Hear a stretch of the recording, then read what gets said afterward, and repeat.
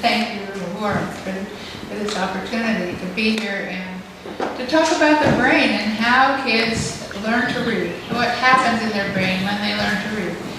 We're actually in kind of a crisis in America, and I don't know if you realize that 2/3 of our students are not reading proficiently. They can't read. And we're 19th. America is 19th among nations in the world for teaching reading. Why should that be? Why should that be in America? Okay, well, part of it is, of course, dyslexia and the problems that cause dyslexia, but a lot of the kids who are struggling to read are struggling to read because of the instruction that they're getting. And I want to talk about the brain, how the brain learns to read, and then how instruction actually programs the brain and affects how kids learn to read. Okay, so I want you to think about, I'm going to do this in a very simplified way. It could be lots more complicated and I could show actual slides of the brain, but we're just going to think of the brain as if you cut the top of your head off and look down on the top of your brain, and you have the left side and the right side, the left hemisphere and the right hemisphere, and the great big corpus callosum, those fibers that connect the two hemispheres and get them to talk to each other.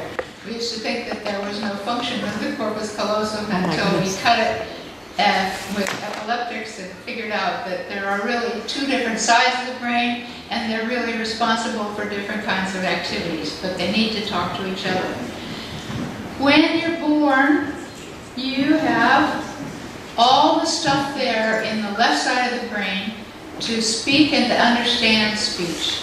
When a child starts listening to words and speaking, all that pathways and neurons and connections are there ready to accept new words, new understanding, and so on. So if you point to your temple on the left side of your head, that's inside there is where speech is concerned, the motor output of speech. If you point back here to where your ear is on the left side, that's where you understand. If you have a stroke there, you lose the comprehension of speech. If you have a stroke here, you lose the ability to produce speech. So it's all there, but reading is a brand new activity. We've only been reading for a few hundred years, really. So those pathways are not there. It's a new thing for the brain to organize and decide, where am I going to put this new information about reading? So this is where many researchers now using fMRI and new brain imaging tools have discovered that reading happens in the left side of the brain with skilled readers, and it's organized. Somebody give me a laser. Please. Thank you.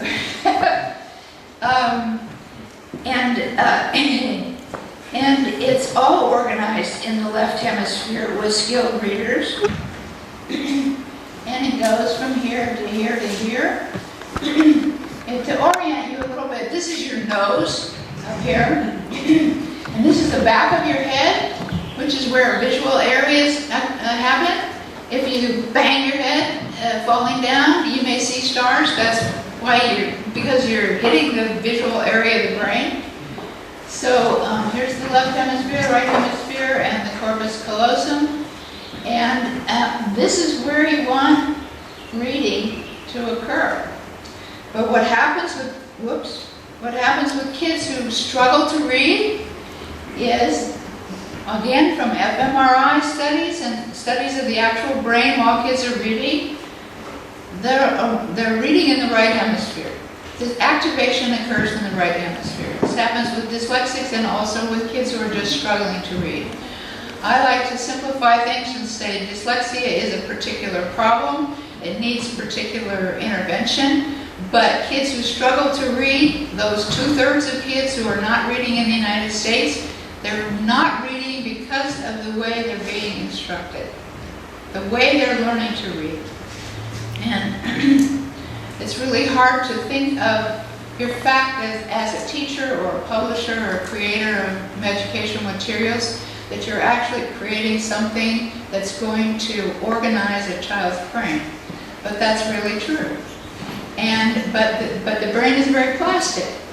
So let's talk about why instruction in reading can affect how a child organizes the reading. On the left side of the brain, you've got all this language that I've talked about, and the left side is good for sequencing and paying attention to details and so on. The right side, here's the critical thing, the right side excels in pattern recognition. That's what's really good at recognizing faces. If you have a stroke over here, you may not be able to recognize your own partner's face. So this is for analyzing spatial things, and it's better at seeing the whole picture, and the left hemisphere is better at seeing the trees, and here's the forest. So given that, what do you suppose happens when kids are taught to memorize the visual appearance of a whole word? What are they using? They're using pattern recognition. And so the chances are that if they're given a big dose of whole word recognition, rather than learning how the alphabet reflects the sounds of speech and so on, they may have a habit or a strategy of going over here to pattern recognition to recognize those words. So, yeah. Are all these positions reversed if you're left-handed? Well, that's a whole other story. And I have a book that I edited called The Neuropsychology of Left-Handedness, but I don't have time. Okay. Yeah. Well, some of the stuff I've read, they talked about how, like in Norway and Sweden, they don't really start kids reading until they're 7 because the logic side of a linear thought hasn't really kicked all the way in. So is this age-related, this phenomenon? We don't think so. We don't think so. And of course you can learn when you're 7, and they may learn it very quickly when they're 7. But there's also a thing that has to do, I'm going to be talking about how you have to reorganize the speech center. And there's also a thing about the fact that as the brain develops in a young child, you lose the ability to hear different kinds of sounds. When a baby's born, they can recognize sounds from different languages, but that drops away because you have to prune things out of the brain. And what's left is the things you really need. And so phoneme analysis is something that may drop out as a child gets older. And we've shown that with adults who are illiterate and have difficulty with phoneme analysis. So long ago, somebody in Phoenicia or Samaria got the bright idea that letters, or something that they draw, could stand for a speech sound. They figured out that when they said a word, like cat, there are 3 different sounds that their mouth made. And so they decided to draw something to represent those sounds. Children aren't ever told this. They aren't ever told what the alphabet is for or how it was developed. And teachers don't really understand that the whole alphabetic principle is based on speech. So this is where it starts, right here. This is where it starts. And what you want is to get to this point where everything is in the left hemisphere. Now, there's been some very interesting experiments that just blow my mind, where they've taken dyslexic kids or kids who are struggling reading, take a baseline, find out that the activity is in the right hemisphere, and given them 8 weeks or 10 weeks of intensive phonological training. For those kids whose reading improved, the activity actually moved from the right to the left. So there is really hard evidence that instruction makes a difference in how a kid uses the brain. The pathways may not be as efficient as if they were formed that way in the first place, but they can get the activity to move over to the left in at least a majority of the kids that they work with. So I thought that was very exciting. So are you saying that it's important to have the activity all on the one side of the brain? Yes, No, because hold on, mostly because when it's not, there's a correlation to the kids are having trouble, but when it is, there's a correlation to that all the kids are doing it well. yes, Okay. and the reason is that if reading is over here, this is a long way to get over here to what you already know about words, from speaking and understanding words. So it's all here. Whoops. It's an art one.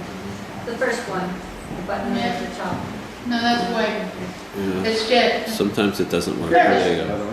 Okay, so these are all connected here. What you want to do is connect this new process, lay it right down on top of what's already there.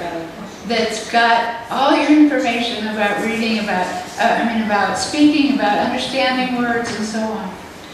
Now, the thing about writing is, and you'll see in the handout that I'm actually talking about producing, doing active learning, doing constructing words, because you have to analyze a word that you're going to spell out, like the word cat, and say, okay, it's got 3 sounds.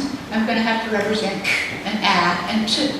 So that's a very deep way of learning the phonemes in words, rather than learning that a letter stands for a particular sound, because when you're decoding and using that information about letters, the letters are telling you what the sound is. So, so phoneme awareness, phonemes are the single sounds in words. When you say a word, what's your mouth doing to make each sound? And you want children to do a lot of practice with that, because it's a neurological change that they're making in their brain. They need to be able to identify the sounds and manipulate them. And this is a great quote, and I put it in your handout, from L. Conan, who says the real basis of reading is reorganizing that speech processing center from a place where you deal with whole words and understand whole words to a place where you can identify the different sounds in words and manipulate those sounds. So this is a whole new idea about what phonemes are and how important phoneme awareness is to reading. What else has been discovered is that kids who struggle to read, like when they're in 3rd or 4th or 5th grade, their biggest deficit is phoneme awareness, is being able to segment a word into its sounds. So that's a foundational skill that takes a lot of practice, that needs reorganization of the speech center, and which we're not dealing with in our educational programs. So there's L. Conan, and you have it in your handout. It's a consciously regulated process. You have to use your cortex to change what's happening in the speech centers. So let's see what you know about phonemes. How many phonemes in the word boot? 3. Boot. Think about what your mouth is doing. How about chick? 3. Ick. So CH is a 2-letter diagram that represents a single sound. There are 40 sounds in English and only 26 letters. So you realize that those letters have to be used in different ways to represent those sounds. How about box? 3. Starfall. 5. Box, say it to yourself. B-A-X. Oh, 4. Oh, 4. I was 4. 4. So the X actually has 2 sounds Yeah. in it. How about spring? S, in. And the ing is another digraph that represents a single sound, ng. So kids have to know what these representations of sounds are. And instead of just being taught 26 letters, they need to be thinking about 40 sounds and learning how to identify those sounds in words. Okay, this is it. Phoneme awareness is dramatically missing in kids who struggle to read. Now, most teachers are teaching what's called sight words. And they put these lists up, and the kids are supposed to memorize what these words look like. But I've put in black the ones that are really what I would call sight words, because they aren't easily decoded. So what happens when we give kids words like must or that and say you have to memorize that? We're kind of cheating them of the practice they need to actually decode those words, and they can do it. What they need is a toolbox of information about the links between sounds and letters to use that in order to construct words on their own. They need to be independent. If you tell them these are sight words and we have to tell you what they are, you're robbing them of the joy of figuring it out themselves. So 2 is one of those nasty ones that they need to memorize. 4 is also, but there are very few that are really sight words. And when you ask kids to memorize, or when you give a spelling list and you say, memorize this on Friday and regurgitate it back on Monday, you're not giving them the tools to encode words with what they know about sounds and letters, and what they know, what they're learning about the rules of English, because English really is a very interesting language that has some rules, and it isn't what a lot of teachers think that is totally irregular, so what's the use of teaching the rules about it? So there are rules. Oh, yeah. Words are made of sounds, letters stand for sounds. If children learn to identify the sounds in the words they say, and link letters to those sounds, they can write whatever they can say. They may not spell it right, they're going to learn the rules as they go along, they're going to get little mini lessons with correcting their spelling. But let them do it. Let them write. And let them be segmenting words over and over again, because they're accessing that speech processing center and building phoneme awareness. Question? Can you go back? Can you go back to that previous slide? Yeah. Do they have to, I think of the letters as like a math manipulative, that it gives it something to hang on, Yeah. the sound. Do they have to deal with it just as a sound? Or they can be looking at letters that are segmented with the sounds? Letters together? No, letters apart to go with the sounds. Like, do they have to deal just with sound, apart from seeing any letters first? Or can they see the correspondence with the letters while they're learning? Well, I'm not the sure segment? exactly what you're asking, but a lot of teachers teach different skills as separate skills from actual meaningful words. And what it turns out is that children really need to understand, why am I learning this? What is this good for? Yeah. How am I going to use this? And so what they need to do is learn how to use the letters in words. And writing is a good way to do it. Oh, okay. Okay, so that they write a whole word and they're doing it a sound at a time. Okay? So it's okay to pair Exactly the letters with the answers what you're sounds. talking about.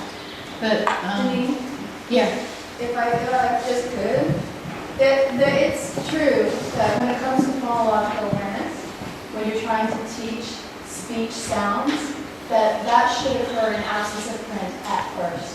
So when you're trying to get a child to get tuned to listening to sounds, that's why nursery rhymes and wordplay, play with alliteration, all these things that tune kids into even the presence of sound is really, really important. As soon as you add the letter, now you're into phonics. Now you're applying that sound to a letter, and you're just moving to a new skill. yes. But it's really so important to spend that time, especially for kids who come from homes that aren't verbal, Yeah. where there's not enough speech development and there's not enough practice with this skill. So first, yes, you develop that listening. Think about when you're trying to learn a new language yourself as an adult. Everything sounds like la la la la la. First, you have to start identifying the individual speech sound. But even before that, you have to distinguish the words from each other. And then you even have to distinguish what's a sentence, what's a word, how many syllables are in that word, how many phonemes are in that word. So the phoneme is like the most refined, highest level of attunement And a lot of kids don't come in with that. So when you tell a kid, sound out this word, they don't know what you're talking about because they don't even know what you're asking them to do. And then the question again, is the language regular? Well, English is a morphological language, it's an orthographical language, and it's a phonetical language. So you have to know what's the origin of the word, right? So you go to a spelling bee, the child will say, what's the origin of the word? Because it matters, because there's a history encoded in our language. So, Thank you. yes. Thank you. Absolutely. Absolutely. And apparently this, we could have a whole conference on language. We try to get into the highlights, but I was going to say, you have, what's your time say, like 7 minutes, 8 minutes? 8 minutes. Okay, so use those minutes well. Let's try to let her plow through, because I know you probably have some slides, and I want to try to make sure we budget our time. Okay. But thank you. That was a good thing to add because nursery rhymes and songs and all those things are really, really important. And I'm almost to the end. Thanks. Here's the thing about giving children tools that they can use on their own to decode or encode words. It's empowering. Game designers know the kick that you get when you say, aha, I did it myself. And that's what we're cheating kids of, really. When we tell them what a whole word is, and we try to identify every word that they're looking at, they're not getting the chance to do it on their own. So do we want tool users or do we want memorizers? So I'm going to talk about a few apps that I've looked at and just give some comments about it. This is from a book called Rocket Reads by Random House. I don't know has anybody looked at it? It's a beautiful story. It's about a dog who is taught to read by a little yellow bird. And it's very sweet. But they get to the point where the bird goes south and the dog is trying to write words on his own. And the voiceover says in Rocket, sounded out the words. And then they show the word dig, like dig, and they say D-I-G. That's not sounding out the word. That's not word. In the next page, he's sounding out wind. But he's saying W-I-N-D. He should be saying W-I-N-D. Yeah. Okay? So, and the game at the beginning has sight words that are totally decodable. They're not words that they need to learn because they're really odd words. Okay, so there are a lot of apps like that just don't get the importance of giving the child the power of encoding or decoding on their own. But the French know how to do it. Here's Valerie, she showed it yesterday. A lot of activities that involve sorting words into their sounds and finding them and mixing them and writing them and so on. This is a screen from one of her apps, and I put it in here because now recording and understanding kids' words is getting better and better, so we could use that to develop vocabulary, to develop pronunciation, and to give them feedback about how they're pronouncing a word or how to segment a word. So that's a new thing that can be put into apps and used in a very imaginative way. Here's Pierre's program, which also involves a movable alphabet. You know, Montessori so long ago knew exactly how to teach reading. You know, why did we forget? Because she used a movable alphabet and she taught those kids in the street how to build words, how to construct words with active learning. That's what we want them to do. And here's another one that has the Montessori crossroads, again, French, and spelling magic, and so on. The French are doing a lot better at teaching reading than Americans are. Let's change that. We need a revolution. They're mostly right there. And they're currently in America. So. Don't let them leave. Okay, here's an American one, the Bob Books that was shown yesterday. And it's very simple, very easy for kids to use, very entertaining. They get a word or a sentence, they're supposed to spell it out. They have to sound out the word, and figure out what the letters are. And then when they succeed, the picture becomes colored. And it's very simple and very fun. Okay, I'm going to talk just a little bit about morphemes, because morphemes are the next biggest bits of words, and it was already discussed, because we have a morphological language. So a morpheme is a meaningful bit of a word, like a base, which comes maybe from Latin or Greek, with a prefix or a suffix. And if kids learn how to put those pieces together, they are adding like 10 new words to their vocabulary and to their spelling. So that I have in the handout an example of the word sign, which is hard to remember how to spell, but if you remember signature, you hear the sound good. Same with muscle and muscular. So those are ways to help kids not only remember the meaning of the word and other words that use the same bases or prefixes or suffixes, but how to spell it. And there's a very good program called Sound Literacy, which has a database of the Latin roots and the Greek roots, and the kids can access them, or the teacher can access them up at the top. You can pull down a base and a few prefixes and suffixes and talk about which ones go with, what is it, ject. Ject means throw, move, throw. So subject, project, disject, no, disject doesn't work, okay? And put the suffixes with it. So this is a tool for teachers, but why not make some games of putting bits of words together? There aren't any. Yeah, Starfall's doing it. Okay. And there's a very interesting guy, Pete Bowers, who's currently spending the year at Nueva School, right up the peninsula in California. And he's developed this way of having kids be detectives and figure out what a word is by finding out. You can go to Entim online and search for any base and find out what that means. And then the kids learn how to use the online resources, and they can put prefixes and suffixes with it and figure out all the different kinds of words that can be made with the base no, which means new, so you get innovate and so on, novice. Okay, so what I'm trying to do with this is to not only show you the research and the reason for learning how words are constructed in English, but to inspire you to make some new apps that will fill the gaps that are out there and helping kids learn to read.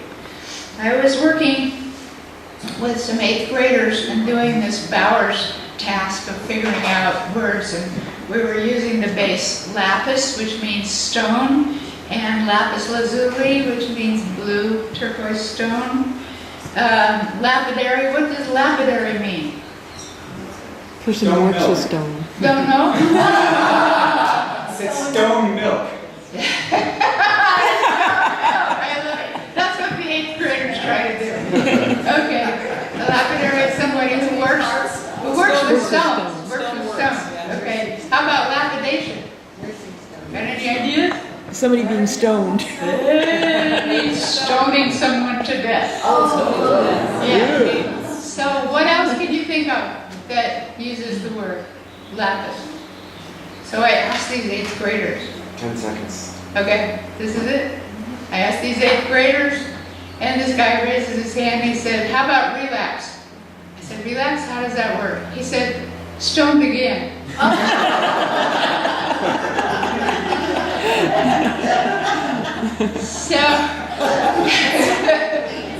So we need a revolution. We really do. We want to revolve means to turn. We want to turn the ship around a little bit. So to contribute to a revolution, hire somebody who really knows about the research, a consultant who can help you develop an app or a software program that's based on research. There are thousands of people around the world who are working on And they're meeting every year, and my God, if I write a grant proposal, which I do to NICHD, I've got a 4-page reference list to go with it. And there's so much research. And so honor it. Honor these people who are trying to figure out how children learn to read and how we can change our reading to help them read better. And construct games with phonemes and morpheme. Okay, thank you. Thank you.